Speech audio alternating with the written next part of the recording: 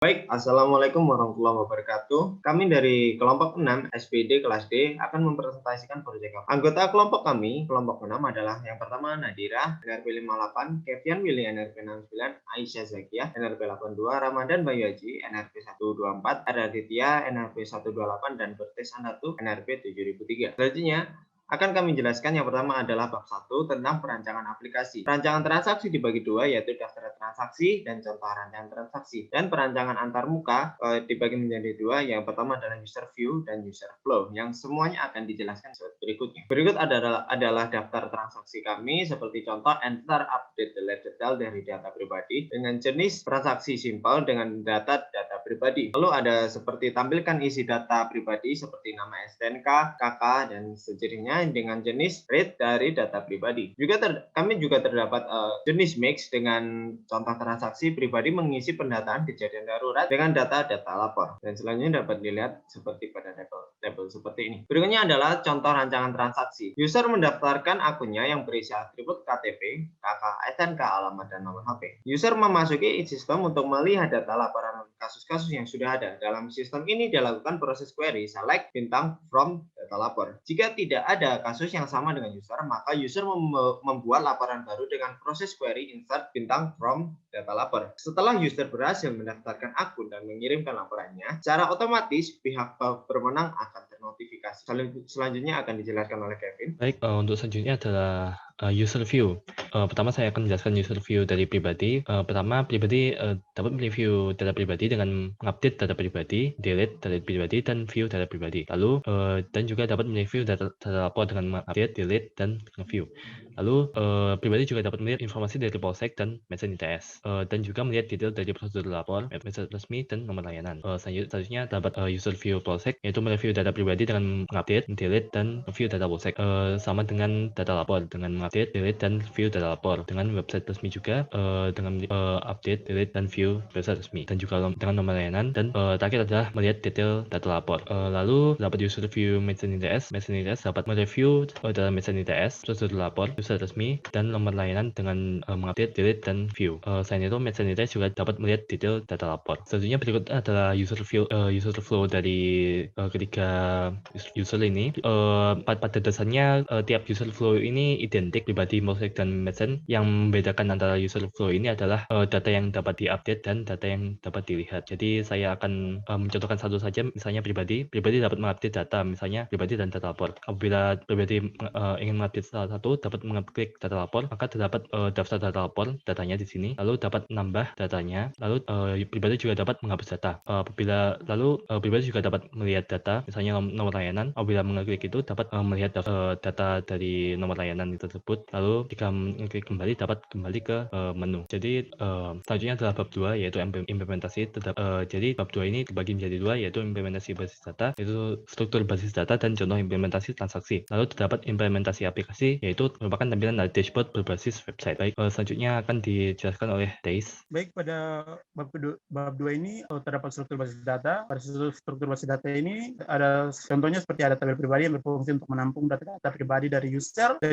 Pada tabel data pribadi ini dia menyimpan beberapa file-file di sini, seperti contoh ada NRP, nama, alamat, nomor HP, KTP, kartu keluarga, dan lain sebagainya. Di sini dari tabel ini kode NRP adalah yang digunakan sebagai primary key dari tabel ini. Contohnya juga ada tabel Polsek yang terdiri dari beberapa atribut, tentunya nama Polsek, alamat kantor, dan kode Polsek, yang mana kode Polsek ini berperan menjadi primary key dan menjadi primary key pada entitas pribadi. Lalu berikutnya juga ada Medsen ITS yang memiliki satu atribut, yaitu alamat kantor, yang berperan sebagai primary key dalam entitas Medsen ITS dan sebagai primary key pada entitas lain. Lalu selanjutnya ada contoh implementasi aplikasi. Pada contoh implementasi aplikasi ini terdiri dari beberapa bagian penjelasan. Saya akan menjelaskan di sini ada dijelaskan tentang transaksi yang dapat digunakan untuk menambah data, mengupdate data, dan juga menampilkan data pribadi berarti STNK yang berada di dalam data pribadi. Di sini juga ditampilkan juga contoh transaksi SQL yang dapat dilihat pada bagian kedua. Di situ query SQL ini digunakan untuk menyimpan data user. Ketika user mengakses aplikasi website dan mengirim suatu permintaan untuk menyimpan data, maka query SQL ini yang akan berfungsi untuk mengirimkannya data-data tersebut ke dalam server dari aplikasi dan menyimpan data-data tersebut. Dan itu juga user dapat menambahkan file yang berupa hasil foto scan dari KTP, kartu keluarga, STNK user pada entitas pribadi ini. Lalu berikutnya saya mencontohkan di slide berikut pada U1T04. Di sini transaksi juga sama. Di sini dia memiliki fungsi yakni bisa menambah data, mengupdate data, juga menghapus data, dan menampilkan detail data dari prosedur lapor. Nah, pada prosedur lapor ini juga dia bisa mengupdate contohnya seperti prosedur layanan polsek dari polsek tersebut. Lalu di sini juga menampilkan bagaimana query yang digunakan dari website ini, dari aplikasi ini, sehingga dia dapat mengirim data langsung dari website. Ketika user mengirimkan sebuah request ke dalam server, otomatis data yang dikirimkan itu langsung terkirim ke dalam server. Di sini juga ada keterangan SQL yang dapat dibaca. Di sini user dari polsek dapat memasukkan kode polsek dan prosedur lapor ke polsek ke dalam entitas prosedur lapor. Dan itu juga user dari medical center dapat memasukkan prosedur lapor. Baik, selanjutnya akan dijelaskan oleh Aisyah. Selanjutnya, contoh implementasi transaksi yang telah dijelaskan teman saya tadi, ini adalah beberapa contoh selanjutnya, yaitu pada slide ini saya akan mengambil U3 TO3, mana transaksi ini akan menampilkan isi data medical center ITS seperti alamat kantor. Nah, query SQL yang digunakan adalah select from medical center. Nah, setelah memberikan query tersebut, maka website akan menampilkan atau memperlihatkan data-data yang sudah dimasukkan pada entitas medical center ITS, yang mana data ini akan berisikan alamat medical center ITS yang sudah dimasukkan oleh user dari medical center ITS. Next. Nah, untuk pada slide ini saya akan mengambil contoh pada U2T7, yang mana transaksi ini akan menampilkan isi data nomor layanan seperti nomor layanan polsek. Nah, query SQL yang digunakan adalah select from nomor layanan, yang mana setelah query ini dituliskan akan menampilkan atau memperlihatkan data-data yang sudah dimasukkan pada entitas nomor layanan, yang berisikan kode polsek, nomor layanan polsek, dan nomor darurat polsek yang sudah dimasukkan oleh user dari polsek, dan nomor darurat dari medical center ITS yang telah dimasukkan oleh user dari medical center ITS. Next. Ya. Jadi selanjutnya, setelah saya memberikan contoh query yang telah disebutkan, ini adalah tampilan dashboard dari implementasi aplikasi yang telah kami kembangkan berbasis website. Nah, aplikasi ini dapat diunduh di link yaitu http://sbdproject.heroqap.com. Jadi seperti ini adalah tampilan dari aplikasi kami. Ada data dari pribadi, polsek, medical center, dan prosedur pun. Ya, terima kasih. Berikutnya kita masuk pada bab 3, yaitu inisiasi data. Pengumpulan data yang kami lakukan adalah dengan mencampurkan data asli dengan data dummy. Data asli yang kami dapatkan ini berasal dari pencarian melewati Google dan juga berasal dari sumber aslinya. Contoh data yang ada dalam proyek kami seperti data nomor telepon polsek dan alamat kantor. Lalu data dummy kita gunakan karena kita tidak mengetahui bagaimana menuliskan prosedur lapor yang benar sesuai SOP masing-masing lembaga. Kita menggunakan data dummy pada proyek kita yaitu seperti kode polsek, karena kode polsek ini tidak dapat dicari melalui internet. Next, ya masuk ke bab 4, hasil pengujian. Pada bab 4 ini ada 2 subbab, yaitu hasil pengujian usability dan traceability matrix. Next, untuk yang pertama ada skenario pengujian. Di sini dapat kita lihat bahwa konteksnya ada 3, sesuai dengan pihak-pihak yang terlibat dengan proyek kami. Yang pertama ada mahasiswa. Misal, Anda adalah seorang mahasiswa ITS yang sedang mengalami masalah saat berada di kos. Anda saat ini sedang sakit dan ingin pergi ke Medjan ITS, tetapi Anda tidak tahu bagaimana prosedurnya. Untuk konteks polsek, misalnya Anda adalah bagian humas kepolisian yang bertugas dalam melakukan dokumentasi pelayanan kepolisian berbasis online. Lalu untuk konteks medical center, Anda adalah seorang yang bekerja di medical center ITS, bagian petugas pendaftaran pasien yang bertugas untuk melakukan administrasi pendaftaran dan pembayaran bagi pasien yang mendaftar. Berikutnya ada tujuan pengujian. Sama seperti sebelumnya, ada 3. Yang pertama untuk mahasiswa, mencari tahu prosedur lapor ke Medjan dan menghubungi mereka melalui telepon. Untuk polsek, mencantumkan prosedur lapor yang dibutuhkan pengadu pada website pelayanan kepolisian. Untuk bagian medical center, mencantumkan data prosedur lapor yang dibutuhkan pengadu pada website pelayanan medical center. Selanjutnya akan dijelaskan oleh Ramadan Bayu Haji. Yang selanjutnya ada pendapat dari mahasiswa. Yang dari mahasiswa ada halaman utama atau dashboard belum mudah dipahami karena terlalu banyak ditampilkan, kurangnya keterangan cara pengisian data pribadi, dan tidak adanya validasi pengisian data yang benar. Untuk pendapat dari Polsek, user merasa username dan password saat login tergolong lemah dan menyarankan username tidak sama dengan password. user kebingungan ketika melihat dashboard yang kosong dan meminta agar dipenuhi terlebih dahulu. Pendapat user terhadap tampilan website keseluruhan sudah bagus namun terlalu kosong. Disarankan untuk diberikan logo.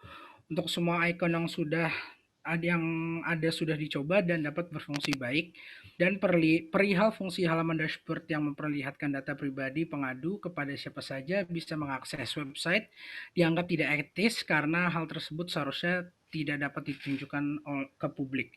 Dari pendapat Madsen sendiri, user Madsen merasa tampilan yang disuguhkan cukup baik dan mudah dijalankan, cukup puas saat proses login untuk aplikasi ukuran sebagai prototipe maupun aplikasi yang dapat dijalankan. Merasa tampilan aplikasi mulai dari login, dashboard, hingga menu menambahkan beberapa data sudah ringkas dan mudah dibaca, dan data pasien atau pelapor yang disajikan sudah baik, tetapi sayangnya untuk diaplikasikan pada Madsen ITS saat ini masih belum bisa karena data pasien yang dibutuhkan untuk mendaftarkan yang tertera pada aplikasi masih kurang. Dan selanjutnya ada traceability matrix yang dibagi ke 3 user view pribadi, POSEC, dan Madsen ITS.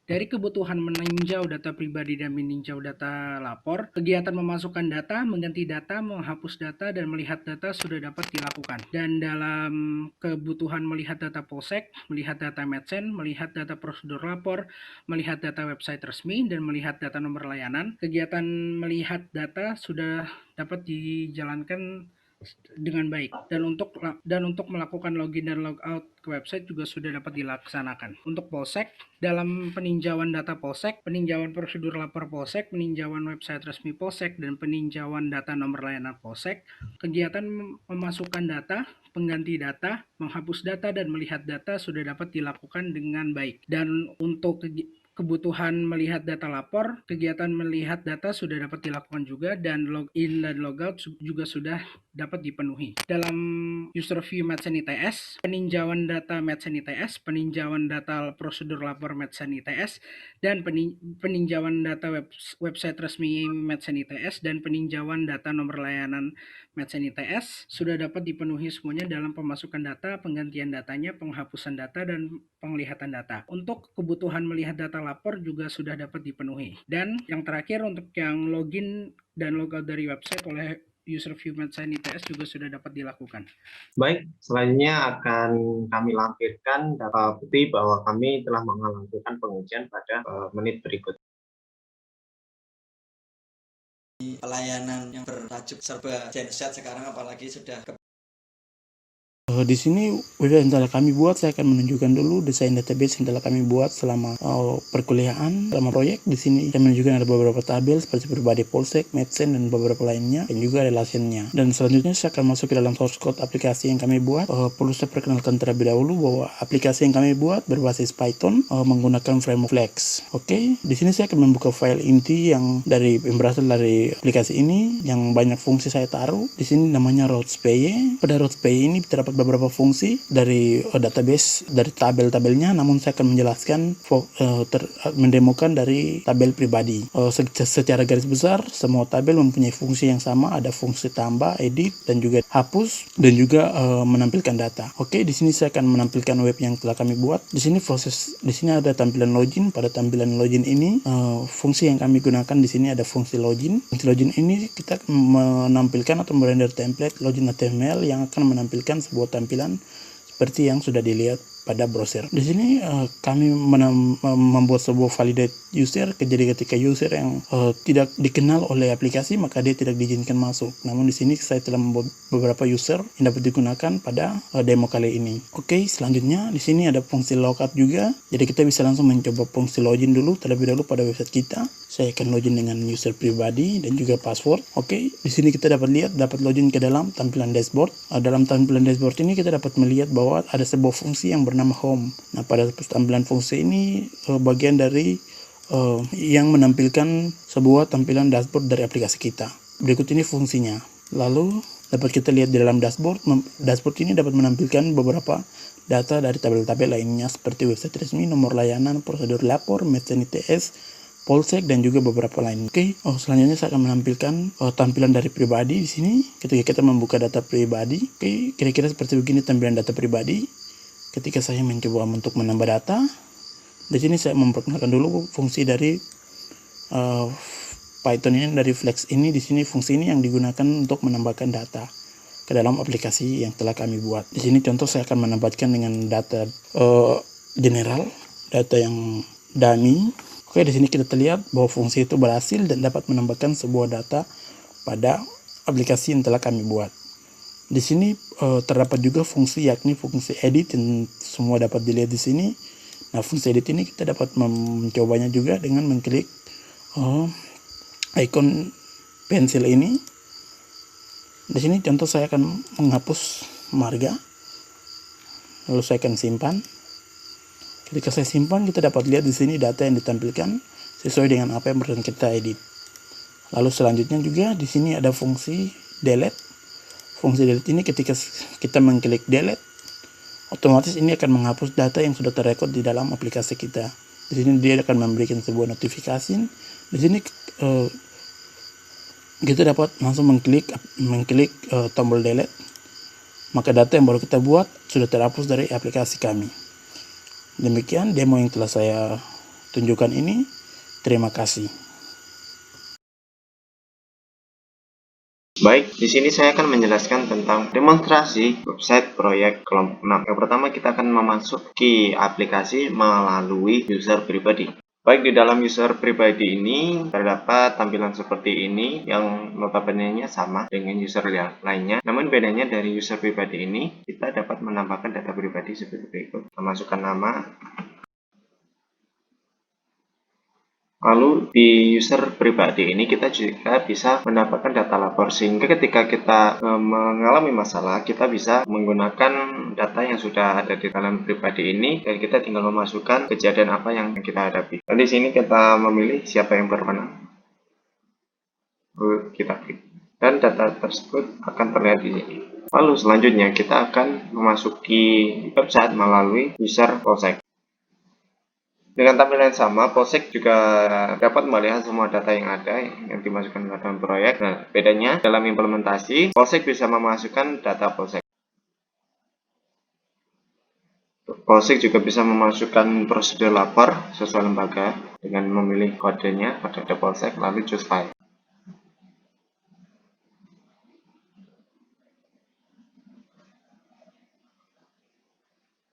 Lalu juga bisa memasukkan website resmi, juga bisa memasukkan data nomor layanan. Setelah itu ketika Polsek ingin melihat siapa yang sedang mengalami permasalahan atau suatu kejadian, maka Polsek tinggal melihat ke kolom ini. Lihat siapa yang berwenang. Di sini tertulis pencurian motor yang berwenang Polsek, maka ini adalah data untuk Polsek, laporan untuk Polsek. Selanjutnya kita akan memasuki website melalui user view Medsen. Dengan tampilan yang sama, Medsen juga dapat melihat semua data yang dimasukkan ke website ini. Namun pada implementasi, bedanya Medsen bisa memasukkan alamat kantor, prosedur lapor yang sesuai sama seperti Polsek. Namun di sini prosedur lapor tidak dimasukkan kode Polsek, juga bisa memasukkan website resmi tanpa memasukkan kode serta nomor layanan. Nah, lalu ketika Medsen ingin melihat laporan yang ditujukan untuk Medsen, maka Medsen akan cukup melihat kolom ini, melihat nama pelapor, lihat kejadian, dan dilihat siapa lembaga berwenang. Di sini kan tidak terlihat Medsen, dan maka tidak ada laporan untuk Medical Center ITS. Baik, seperti itu. Terima kasih. Oke, baik, terima kasih. Sekian dari kelompok 6. Bila ada salahnya, mohon maaf. Sekian dari kami. Wassalamualaikum warahmatullahi wabarakatuh dan selamat sore.